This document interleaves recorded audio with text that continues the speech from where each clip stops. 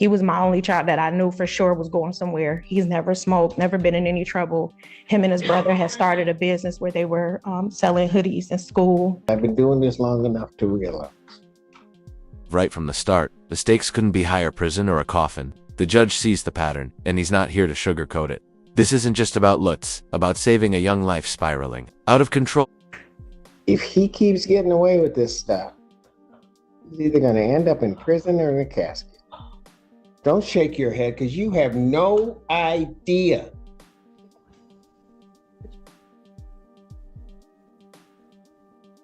You think you know too much, but I'm going to show you about what you do know. How old are you? 18 now. When was your birthday? December 21st, 2006. It's my birthday. So we turned 18 as I told the court, it was charged originally in a juvenile matter, and then it was dismissed and they recharged as adult.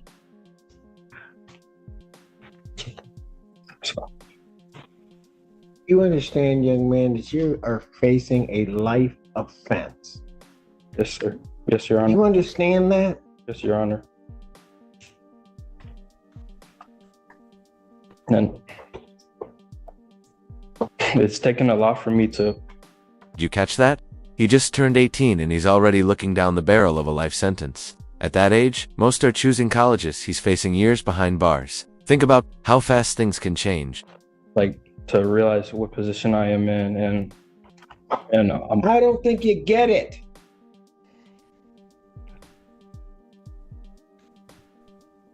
You found yourself in a position where maximum penalty is life or any term of years.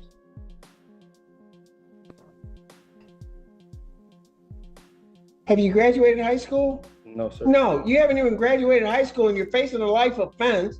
And then somebody just gives you some simple rules to follow, some simple things not to do. And you can't do that. You can't follow your mother's rules. You can't follow the court's rules. You can't follow any rules. So you tell me why, if you're just going to throw away your life, why I shouldn't just lock you up right now? No. You tell me why. Improving, sir. And improving how? You're smoking last night. Tell me how that's an improvement. I do it. I'm gonna tell you why. I usually need to study or focus study, and it helps me focus while studying. I listen to music. And It's defense. He smokes marijuana to study better. That's like saying junk food helps you run faster. It's not convincing, and the judge is already seeing through it. Big mistake. And honestly, no harm for it, and You will never do it again. I would never do it again. I can quit whenever I'm not addicted to it or anything. I just like it because it helped me study. Great.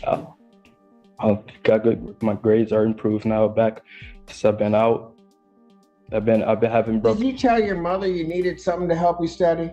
I said I prefer. I asked. Did you tell your mother that? No. No, sir. Because you're just so grown, you took it on your own. Sorry. I was trying to do things on my own, and clearly I messed up, and this just shows that I need my mother to supervise me and to... You're not listening to her. And I'll be honest with you, I went through the bond form, Mr. McGoes. I don't understand how he has a PR bond. I don't. So the family would not be able to make a high cash bond or a significant money bond. He came to the court with no... The attorney paints a picture of a responsible Tino record. Strong family, just going to school and church. But the judge isn't looking at the bio, he's looking at the behavior. And the behavior doesn't match the story. Prior history of any misconduct. He is high school senior, on track, graduate.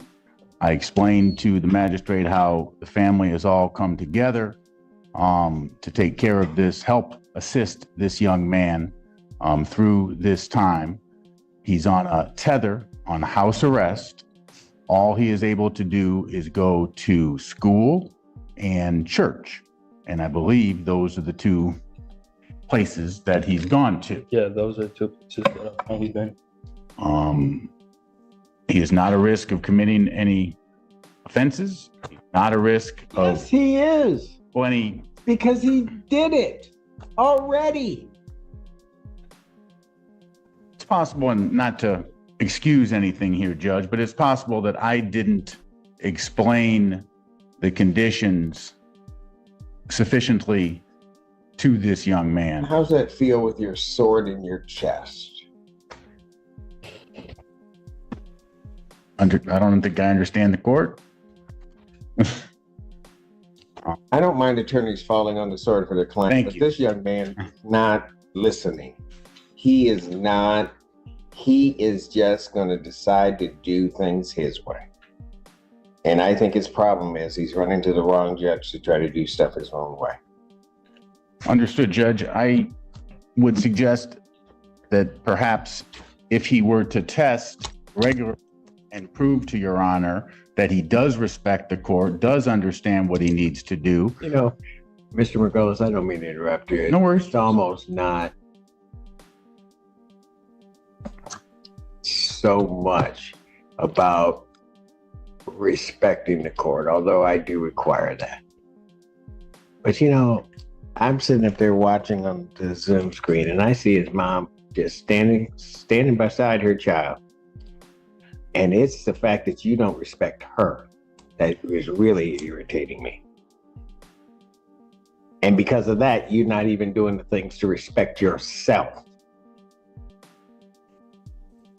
Now here's where it hits hard. The judge isn't just angry about court violations, he's furious about the disrespect toward this young man's own mother. And that disrespect might just be his biggest mistake yet. You're an 18-year-old kid up here facing life. And again, I don't know your mom, but you got these charges come up, you got your mom scared to death. If Your Honor would like to speak with her, she'd be more than happy to talk to the court. Right?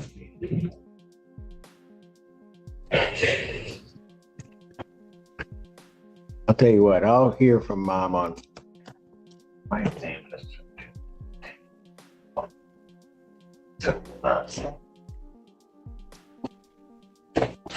Your Honor, and I probably mentioned this already, but he's in his last semester. My concern is that if he's detained for long. Oh, I know. Yeah, I know Your Honor knows. I know. I just wanted to put that out there.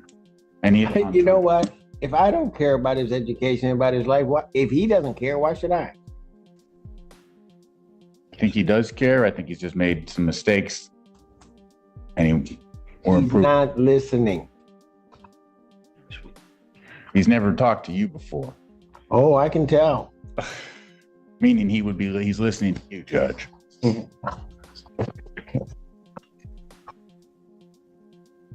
Mom, is there anything you want to say? I know this is not. Excuse me one moment. Oh, yes. Please. Let me see where he wants her to speak. Step back there, of course. Put him over there with you, Alan, and then mom can come up so I can hear her. Right here, man. Mom, you can come on out. State your name. Nicole Barel. All right. What do you Thank want? you. What do you want to tell me? I know most moms will say that they have like a good kid and they give you this long spiel and then they do something bad and they're like, oh no, you should believe it. But when I tell you, like, I'm in shock, utter shock. Now, mom steps up and her voice, it's full of pain. You can hear her fighting back tears as she talks about her good kid, her hopes, her heartbreak. This isn't just courtroom testimony, it's a mother's cry for help. He was really a good kid and still is. I did not know. I knew he had a vape, but it wasn't marijuana. And I did tell him it was bad for his lungs. Prior to that, he was my only child that I knew for sure was going somewhere. He's never smoked, never been in any trouble. Him and his brother had started a business where they were selling hoodies in school. He would even be the one, helping me around the house. He's got a brother 16 months apart from him. I moved up to Ann Arbor 8 years ago. So his older brother went to Eastern and somebody laced his weed and sent him on a trip. By the grace of God, he came back. He's got a degree now. He's going to U of M this fall for software engineering. He even got a STEM scholarship. So that was the example that I was showing my younger children. Don't smoke weed. Don't hang out with these kids. Started hanging with some new kids that were older than him in college. And then I think turning 18, he thought he could, you know, Just be thought he was grown. rebellious and grown. Yeah. Yeah, and not knowing. I just ask that the court show mercy, and I know this isn't something light or to be taken lightly, the charges that he's facing. We don't consider it lightly. We come from a good background. Our family, civil rights activists. I don't know if you ever heard of Willie Barrel, Okay. my aunt. Yes. Joe Lewis, my great uncle. I'm doing well at Blue Cross. I'm making a name for myself with the CEO. I'm back in school. Ma'am, So he comes from a let me good stop family. you. I'm sorry. I do not doubt that at all. Yeah.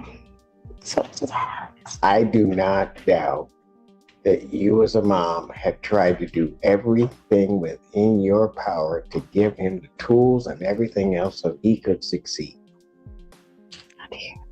I that is not a doubt. Like I said, I don't know you, but when I saw you on the screen, it wouldn't be easy for you, but if you just walked away from your kid that might have done wrong, I don't know that anybody would blame you necessarily. You didn't do that. You were standing cheek to cheek with him. Yeah.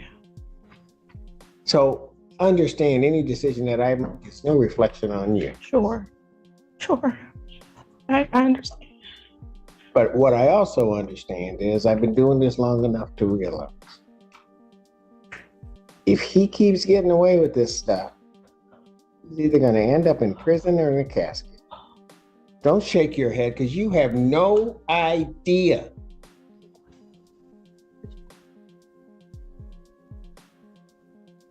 You think you know too much, but I'm going to show you about what you do know.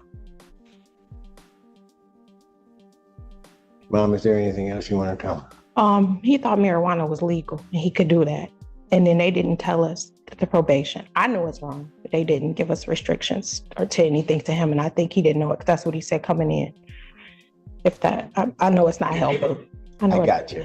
I thank you for allowing me. His bond conditions are what his bond conditions are. I understand they may not have told him, but you told him. Yeah, He knew. I did tell him. And I just asked if you do makeup on, can you make it affordable for me? It's just me. And then I've been missing work already. I've missed almost a month. They're on me. I got to go meet with my HR on Monday about my job. This is so hard. And I told him I was only messing up at work because of this. I thought I could handle it. Okay. I'm sorry. No, do not apologize. I'm so sorry.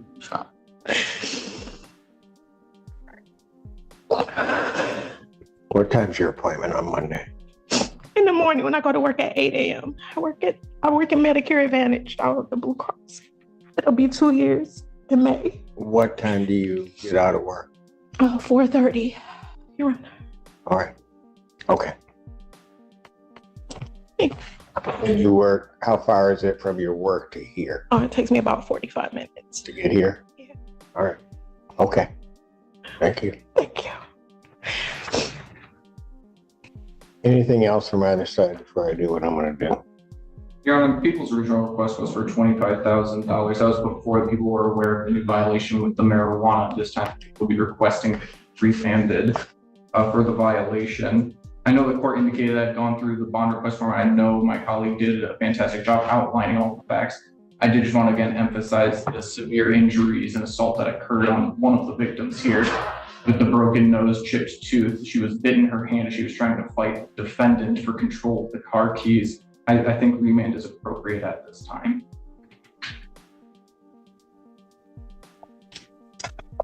Margolis.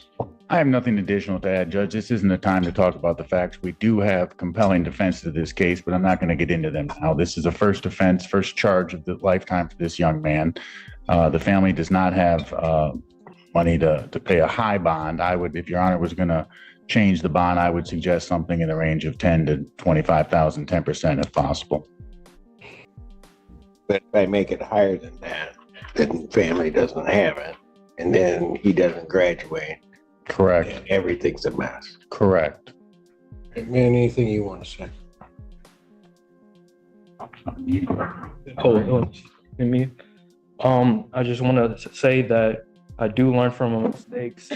I'm getting closer to God. I know I do look at my mistakes, and I know it impacts my family, and I know it impacts my mother, and it really breaks my heart. I've been improving. I've been improving in school, my business. I'm helping opening up a business today, actually, for pregnant women, for a pregnancy pillow. Like I'm trying to do the right thing, and I won't smoke again. That's no problem for me to not smoke again. I won't, other than that, I've been following my probation rules. I've been texting my probation officer. I have not committed any other violations. I've been going to school on time, and I really apologize to the court. I'm sorry. I apologize to you. And that's it.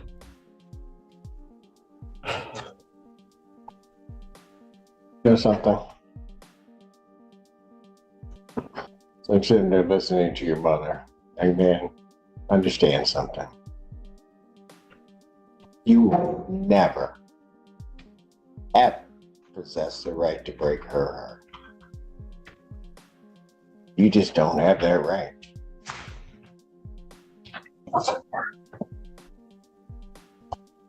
Normally, an easy thing for me to do. This is the moment everything shifts. The judge tells him, flat out, "You don't have the right to break your mother's heart." That line alone, more powerful than any sentence. This is real accountability. Is to accede to the people's request. If I accede to the people's request, you're not out. You don't graduate. Everything becomes a whole mess. But it also seems that if I let you out, you can't seem to follow the rules or do anything. So what I'm going to do is I'm going to think about it. And I'm going to decide what I want to do. But you're not leaving here today, Mr. Allen. What I'm going to do is I'm going to revoke your bond. You sit there and you think about it. I'm going to set a bond hearing 4 o'clock on Monday, 4 p.m. I'm setting 4 p.m. so you can get into the building. Ma'am, get to work. You get here. We'll be here. We'll wait for you. Okay? We'll finally have somebody that's waiting on you as opposed to you waiting on everybody else and everything falling through.